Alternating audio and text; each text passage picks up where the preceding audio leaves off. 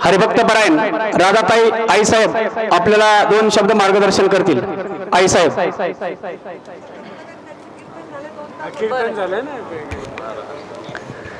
माझं कीर्तन झालंय, मी जास्त बोलणार नाही, पण या ठिकाणी या देशाचे लोकनेते माजी केंद्रीय ग्रामविकास मंत्री आदरणीय गोपीनाथरावजी मुंडे साहेब यांच्या पुतळ्याचं अनावरण झालं, ते सुद्धा आपल्या आदरणीय पंकजाताई मुंडे यांच्या हस्ते। विशेष म्हणजे अशोक मामा पाखरे हे एका सर्वसामान्य माणसाने एवढं मोठं काम करणं आणि ही संकल्पना सुचणं हे मुळात फार मोठं कार्य आहे।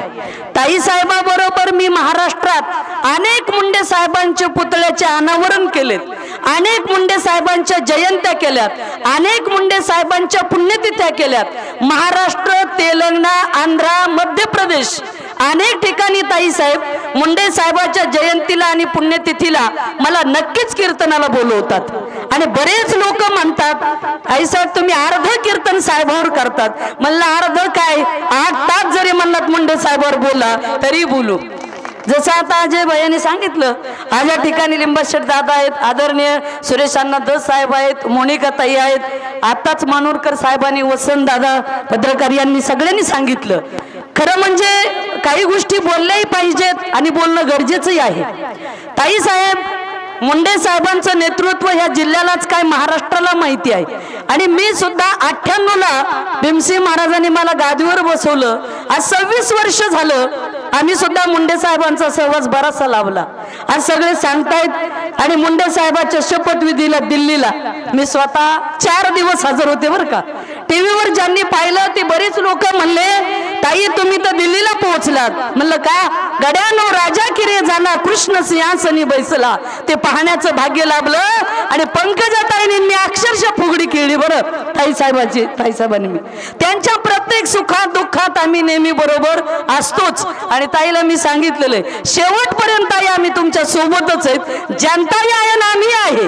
ही काळ्या दगडावरची पांढरे जरा जोरात टाळ्या देत जा, काय टाळ्या वाजवतात। अहो मी सकाळी धाराशिव जिल्ह्यात 2 तास कीर्तन केलंय, इथंही 2-2.5 तास केलंय आणि आताही आवाज जसा आहे तसाच आहे। त्याच्यामुळे जरा आवाज कणखर करत राहत जा काय। आणि ताई साहेबाचं भाषण आपल्याला ऐकायचंय। आता विजू भाऊ, आताच रामराव भाऊ म्हणले विजू भाऊ आज तिकडे इथं बी कारभार करायला कसे पुढेच आहेत। म्हणजे हे कसं आहे ते बरं आहे, असू दे असं साहेबांच्या आठवणी सगळ्यांनी सांगितल्यात। पण ताई मी 1 मिनिट थोडीशी बरं नाही आम्ही बोलतोच ना, तसं काय नाही। मुंडेला सांडपाची 7च आहे, काळजी करू नका। तेव्हा एक तुम्हाला सांगते, एकच किस्सा जसा आता अजय भाऊनी सांगितलं मुंडे साहेबाचा। तिकडे आष्टीला काशीनाथ महाराजाच्या देवस्थानवर मुंडे साहेबाची सभा झाली। विजूभाऊ गोल्हारांनी मला पहिल्यांदा मुंडे साहेबाच्या गाडीत बसवलं। पिंपळवंडी पर्यंत आलो, दुपारचे 3 वाजले होते ताई साहेब आणि पिंपळवंडीला आल्यावर मुंडे साहेब म्हणले अरे काही खायला आहे का। त्यावेळेस काहीच नव्हतं खायला, साहेबांना शुगर वाढलेली, तात्या सरजा तात्या। मग त्यावेळेस पिंपळवंडीच्या तिथं स्टँडवर उतरले, 1 डझन केळी आणली आणि त्यांनी 2-3 केळी खाल्ली। तो प्रसंग मला आजही आठवतो आणि त्यांना मणक्याचा त्रास होता मानेचा, ती गाडी आपटणं ते बघितलं। त्यावेळेस अक्षरशः माझ्या डोळ्यात पाणी आलं। मला अरे मोठी माणसं एवढी मोठी होतात पण त्याच्या पाठीमागं मेहनत आणि कष्ट मोठी असतात म्हणून ते मोठे होत असतात।